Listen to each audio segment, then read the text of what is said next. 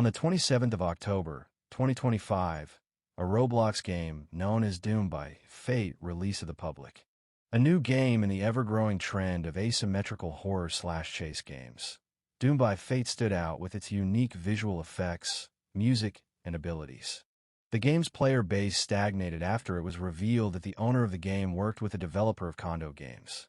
This is not what today's video is on about. Condos are utterly vile, but at the very least they do not result in real deaths. Somewhere around the 4th and 5th of April this year, Doom by Fate updated and added a new killer, named 1x1x1x1. His model intentionally glitched out constantly. His visual effects were flashy. Too flashy. Before the update released, a showcase video released on YouTube showing his abilities. After the video released, people took to the Discord server to request his visual effects get changed due to how flashy they were. An actual epileptic reported that they almost had a seizure from the showcase alone. Nothing was done regarding the effects. They kept hyping the update up. As updates get hyped, current fans may invite their friends to try out the game for the first time. Doom by Fate did not have any mode for the epileptic to reduce any effects that had caused seizures. When the update released, two people decided to play the game. One was a fan, and the other was a new player. The fan will be called Drako, and the new player will be called Kit. Kit had epilepsy, and had zero idea what 1x could do. It is entirely possible that they avoided the showcase to experience the new update blind. Upon exposure to 1x's abilities being used in the game, Kit suffered a violent seizure relating to the flash effects of the said abilities. Under 2 hours later, far after being hospitalized and during emergency surgery, Kit tragically passed away. This could have been prevented easily.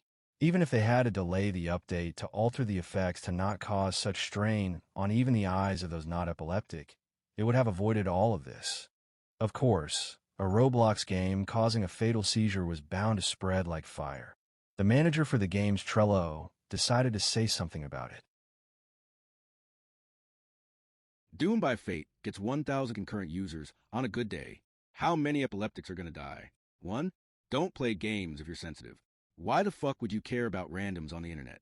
Did they say they won't do anything, or what? Y'all came straight from Twitter. Holy shit. Boo fucking who someone got hurt. That happens all the time. Grow the fuck up. And what? What does it mean for them? It's not even been a day and y'all are already demanding another feature. Public image, as if this game is known.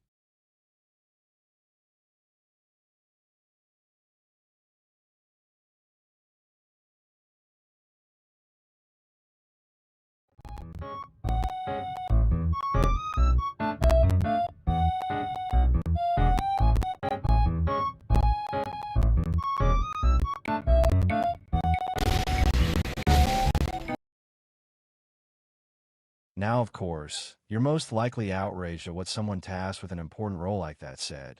But let's break down how insane it was specifically. You should not be uncaring on the fact someone might fucking die playing your game. Thousands of games have options that reduce effects in their games to prevent people from having seizures. Even things like color blindness, which does not harm the player, have gotten modes to help those with the condition. This one message above NYZ forgets to mention that you have to go find like 1 or 2 lines on the entire site in order to see this said warning. You should treat your Roblox game like a proper one. Give it an epilepsy warning. And who cares if it's a random person? That was a human being who had people who cared for them. Just because something happens a lot doesn't mean you can't try to reduce it happening. This is such pathetic behavior. And finally, it does not matter how known the game is. It killed a person, and that's going to tear the public image no matter what. Let's not forget this one specific message and what it's replying to.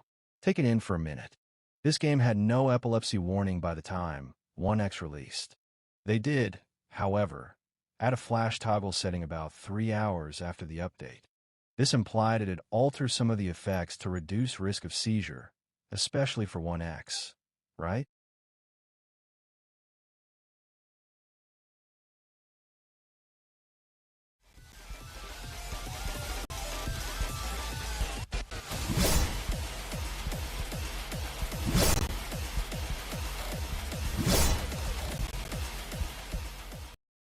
There is literally no difference.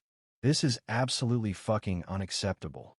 As outrage grew, the developers decided to lock the server down under the guise that everyone rightfully respectfully calling them out was harassment. Then they also asked for proof.